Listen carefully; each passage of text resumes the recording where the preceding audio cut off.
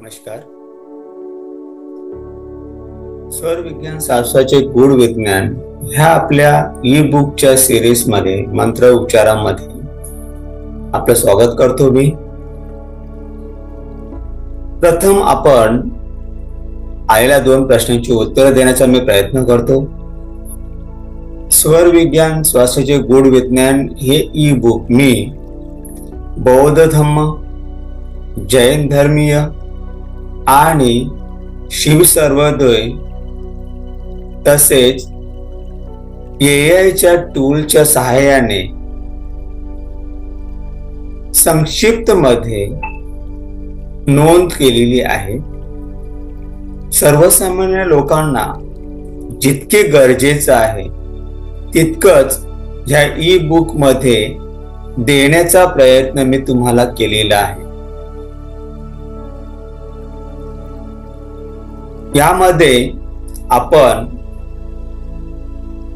बुकच्या स्वरूपामध्ये तर बघतोच आहोत, त्याबरोबर मी तुम्हाला याच्यामध्ये 11 व्हिडिओज दिलेले आहेत. जर वाचण्याचा कंटाळा आला तर व्हिडिओ फॉर्म मध्ये तुम्ही बघू शकता, म्हणून दोन्हीही तुम्हाला मी याच्यामध्ये दिलेले आहे. आता पीडीएफ मध्ये किंवा ई बुक मध्येच हे पुस्तक का? आजचं युग आपला डिजिटल युग आहे. हर एकाच्या हातामध्ये जवळजवळ 24 तास मोबाईल हा कंटिन्यू असतो, वापरला जातोय. आणि म्हणून हे पुस्तक ई बुकच्या स्वरूपामध्ये तुम्हाला दिलेलं आहे, जेणेकरून तुमच्याच मोबाईल मध्ये तुम्ही ती पीडीएफ डाउनलोड करून घ्याल आणि तुम्हाला ज्या वेळेस गरज लागेल त्यावेळेस तो चॅप्टर काढून तुम्ही बघू शकता, वाचू शकता, समजून घेऊ शकता आणि त्याचा उपयोग तुम्ही करू शकता. माझा उद्देश इतकंच आहे की सर्वांनी या श्वासाचा अभ्यास करावा, कारण या पृथ्वी तलावरती जितके मनुष्य प्राणी जगत आहेत ते श्वासाच्या आधारावरती जगत आहेत. आणि तुमच्या जवळ इतकी मोठी विद्या जन्मजात अवेलेबल आहे, त्या विद्येचा वापर तुम्ही जास्तीत जास्त करावा हाच उद्देश माझा आहे. आणि या उद्देशानेच मी हे पुस्तक, हे ई बुक आपल्यासाठी सादर केलेलं आहे. ठीक आहे, चला आजचा आपला चॅप्टर आहे मंत्र उच्चारण. आज आपण एक महत्वाचा विषय घेणार आहोत, तो म्हणजे किचन, आपलं स्वयंपाकघर. अन्न चविष्ट व्हावं असं प्रत्येकाला वाटतं. मन तृप्त करणारे जेवण असावं, समाधान देणारं जेवण असावं,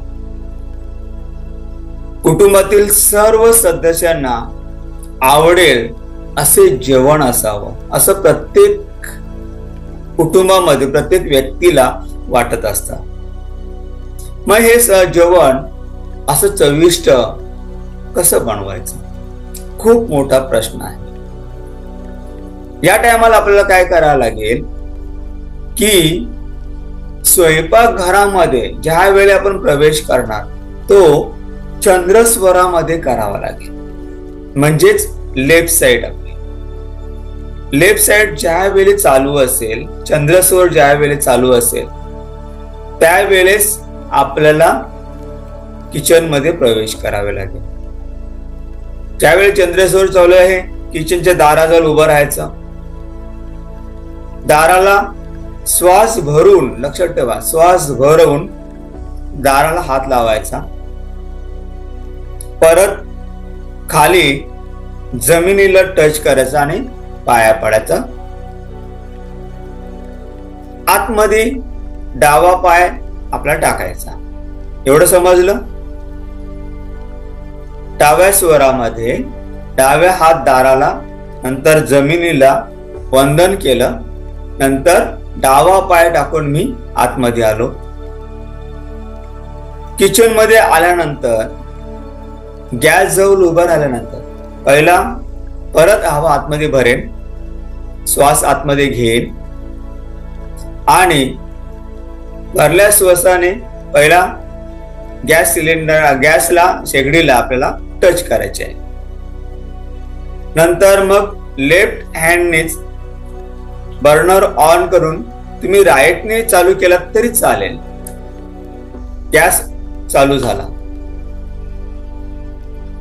अशा पद्धतीने आपल्याला सुरुवात करायची. त्याबरोबर पुढचं कार्य सुद्धा, जसं राईस बनवायची आहे, वरण बनवायचं आहे, भाज्या कोणत्या बनवायच्या आहेत, तुम्ही त्या स्वराने बनवल्यात, डाव्या स्वराने जर बनवल्यात तर नक्कीच तुमचं जेवण हे अति सुंदर बनेल. अन्न हे चविष्ट बनेल, मन तृप्त करणारे आणि समाधान देणारे बनेल.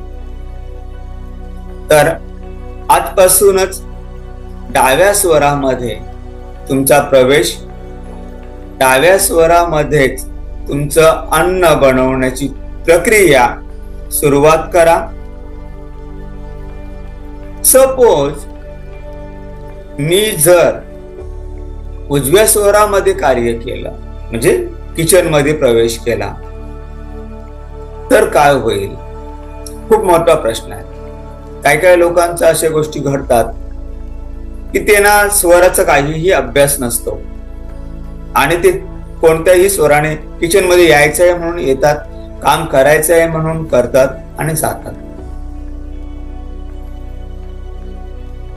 त्याचं कारण असं आहे, जर आपण बिना स्वराचं काम केलं तर मग आपल्या जेवणामध्ये तिखटपणा वाढतो, बेचव होईल जेवण, त्याच्यामध्ये चवच नसते, कडवटपणा येतो, माणसामध्ये राग दुश्वार निर्माण होतो, उष्ण पदार्थ तयार जास्त होतात. अशा काही गोष्टी घडतात की मग आपल्या जेवणाला आपले कुटुंब नाव बोट ठेवतात. त्याचं कारण असं आहे की जेवण बनवण्यासाठी भले ते खराब जेवण बनवायचं आहे की चांगलं जेवण बनवायचं आहे, मेहनत तितकीच लागते, वेळ तितकाच लागतो, सिलेंडर तितकाच जातो, पदार्थ जे काही आपण टाकतो आहोत ते तितकेच जाणार आहे. फक्त माणसांची टेस्ट बदलते. त्याला कारणच एक आहे की आपण आपल्या स्वराचा अभ्यास कमी केलेला आहे. स्वराने काम करायला सुरुवात करा. डावा स्वर चालू असेल त्यावेळेसच किचन मध्ये या, डाव्या स्वरानेच जेवण बनवायला सुरुवात करा. आजपासून तुमचे कुटुंब तुमच्या जेवणाची तारीफ करतील, यात वाव नाही, याच्यात प्रश्नच नाही. तर मग वाट कशाची बघताय? आजपासून सुरुवात करा डाव्या स्वरामध्ये जेवण बनवायला, किचन मध्ये प्रवेश करायला. आज आपण येथेच थांबू, भेटू पुढच्या भागामध्ये. थँक्यू.